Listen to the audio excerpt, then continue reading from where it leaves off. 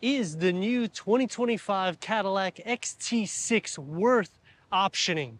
This year we did not get the refresh like we did with the Buick Enclave. This is still off the same platform, still offering 2 different power options as well as 3 different choices. I'm Anthony from Hawkeye Rides, and I'm going to compare this to the competition to see the value that you're getting on a base trim, because this is the luxury. Go over the pros and cons and the problem that I have with the XT6. Starting with 6.65 inches of clearance, LED headlights and daytime runnings. I like that you have the style elements of an Escalade, kind of like a baby Escalade. But in the same perspective, I also like how the Buick Enclave did the refresh. I think it looks amazing. So I can't wait to see what the 26 variant looks like for the XT6. The grille, when you option the Sport, it's going to get all gloss black except for the badging as well as the lower, and that will also give you Brembo brakes, which was new for 2022.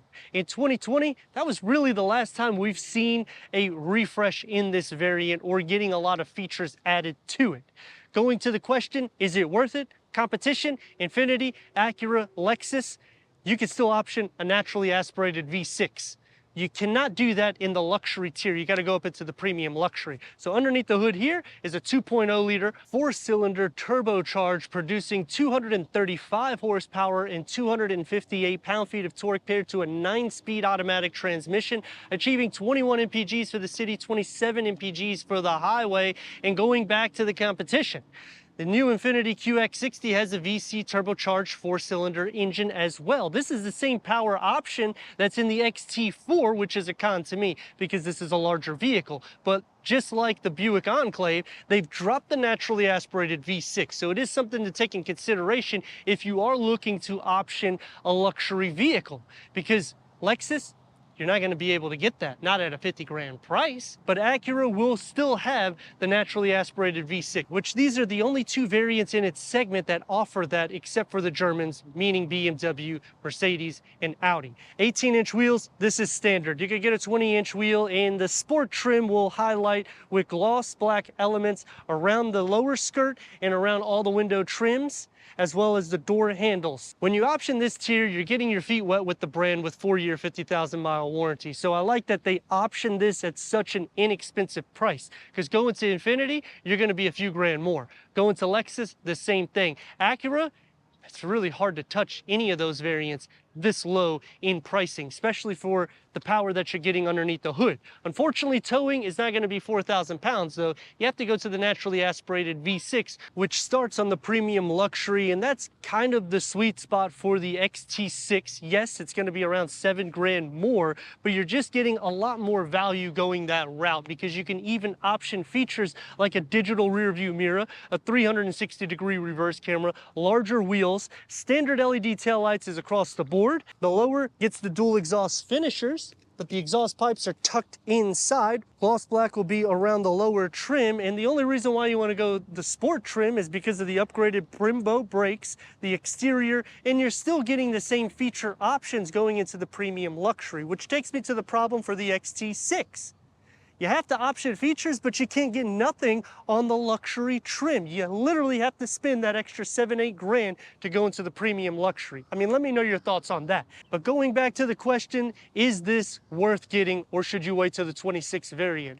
I would consider this only because you could still get the naturally aspirated V6. Because when you go into the Buick Enclave, which we have a couple reviews on the channel, the whole interior and exterior has been refreshed. It's the same platform, so it's going to be a smooth driving vehicle, because Cadillac just carries over, which I kind of wish they would tweak the suspension a little bit more so, especially going into this tier, because if you option an ST Buick Enclave, you're basically at the same price as this, but you have more standard features. Power liftgate going into 12.6 cubic feet of storage.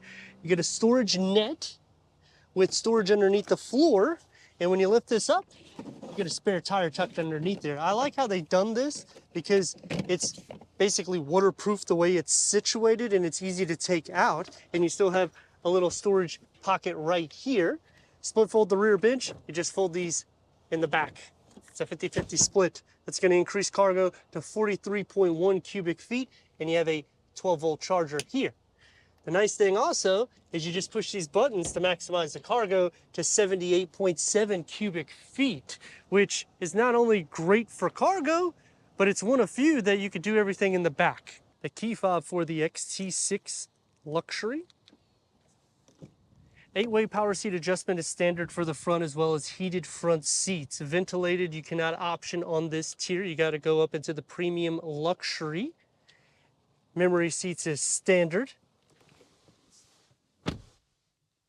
And you're going to notice we did not get a refresh, which is a little disappointing because after seeing the Buick Enclave, I was hoping to see the same here. Let's fire it up.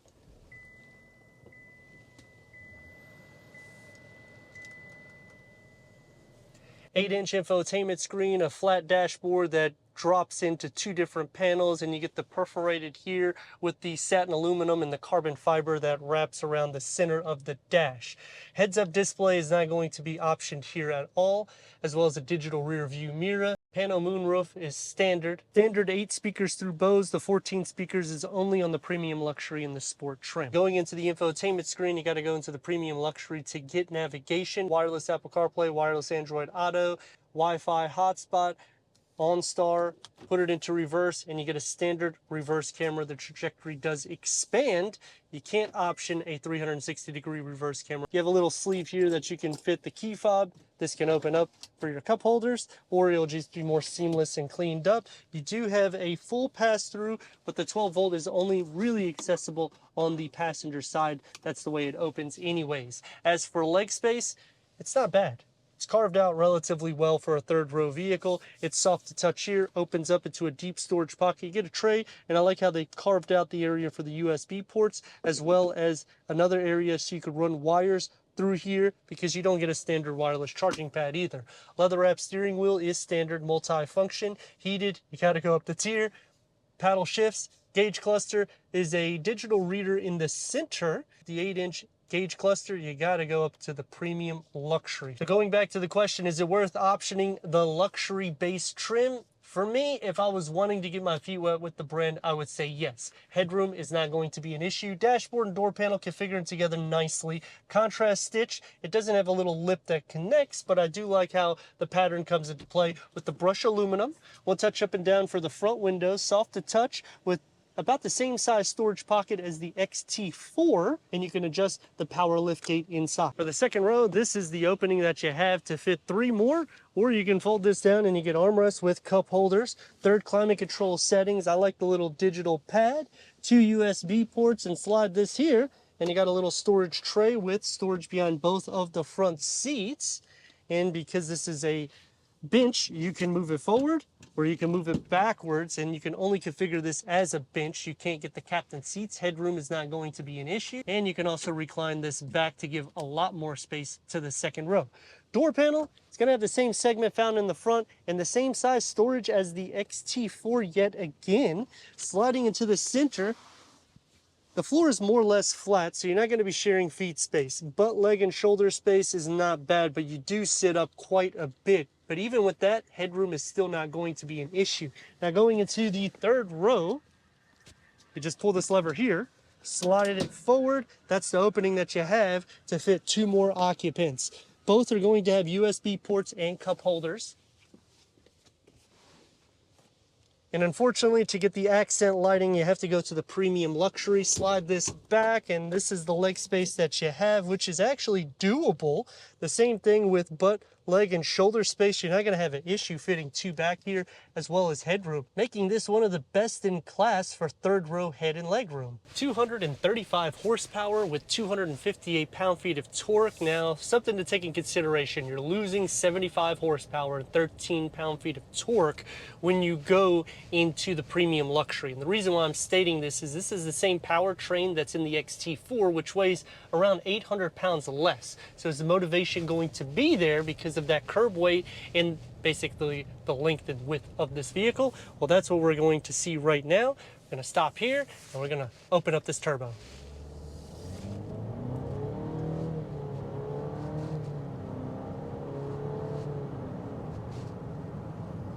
And it drives good.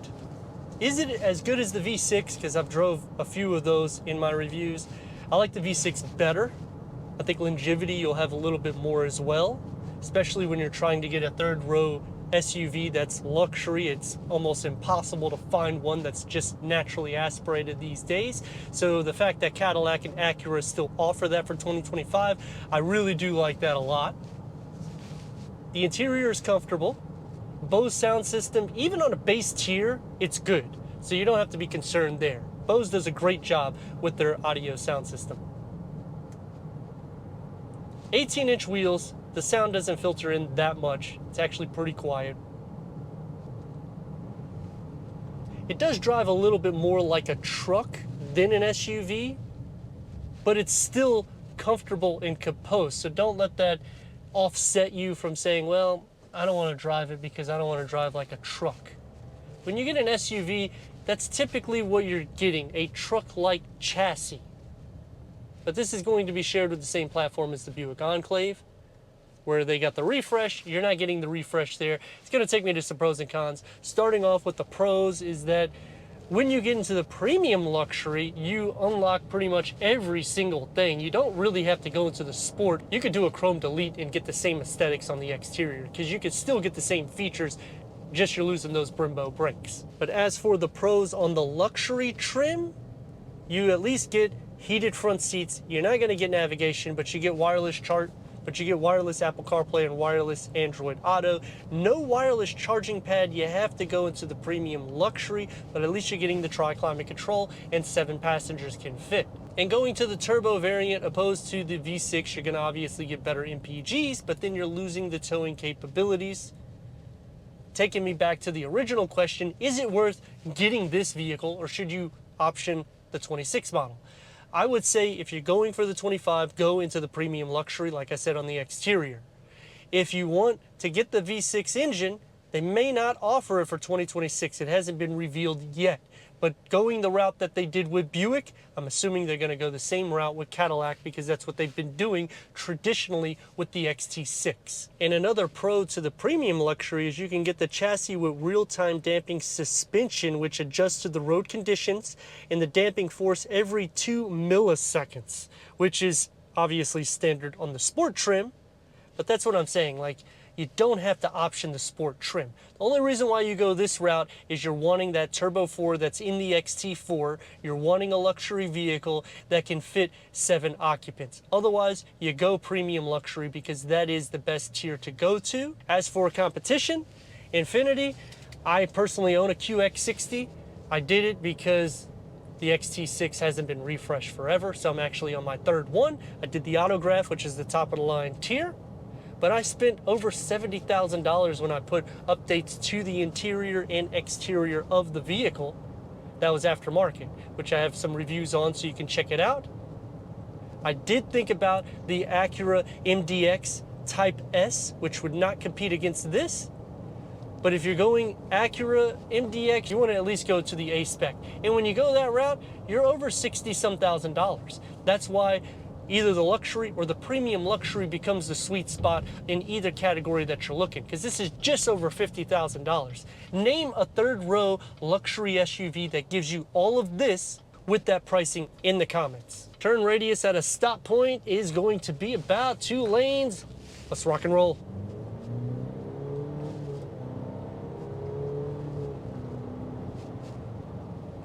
I actually like the analog gauge cluster better than the digital, because I'm so used to seeing all these digital screens. So to see this in the XT6 for a 25 model, I'm all right with it.